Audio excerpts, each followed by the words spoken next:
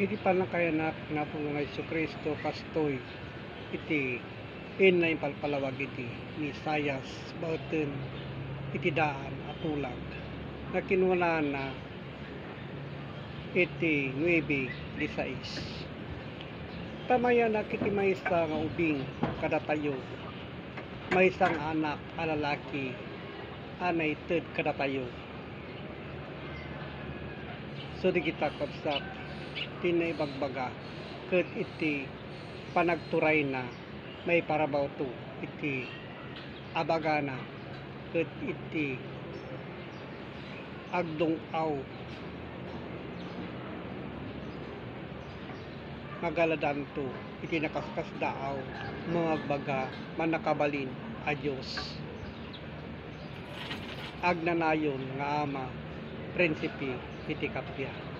So daytatin na ibagbaga idi gapu kadagitoy asasao ngayon na yung palpalawag iti Misayas. Iso nga di kita kabsat na aramid dayta kabsat gapu kadagitoy apad to. Ta kinuna naman ti Isayas City iti 14. Gapu na iti apo metlaen ikanatayo iti maysa pagilasinan adto iti maysa a birhen agspogto ken mangipas nga ito iti maysa kanak a lalaki magaladan to iti nagan na nga Emmanuel. Talayta nga Emmanuel isu ti agsasaudi kadagitoy nga naibagbaga nga isu iti Emmanuel.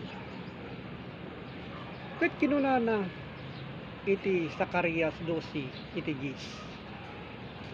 Ket mangibuyatak to iti balay ti David ken kadagiti agnaed ti Jerusalem. Iti espiritu iti parabor ken kararag ken kumita danto kaniyak a dinuyok da. So dayta tinagparan nga dinuyok da nga ibagbagana ket hampay ka nangyari iti isu na po nga Isu Kristo. Dinuyok da bauten kadagitoy asasao metlaen ti linaon iti lokot iti pagbasaan.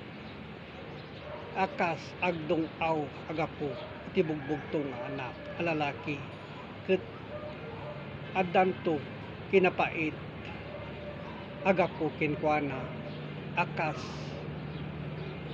addaan iti ladingit agapo iti nauna nga anak na. So dayta kabsat ti mangibagbaga ken mangpanpaneknek nga mayanak ket agsagaban to isu na po nga Isu Kristo. Ket kumita danto a dinuyok da kinunana. Iti nagparan iti baro atulag a mabasa isu metlaen na po nga Isu Kristo.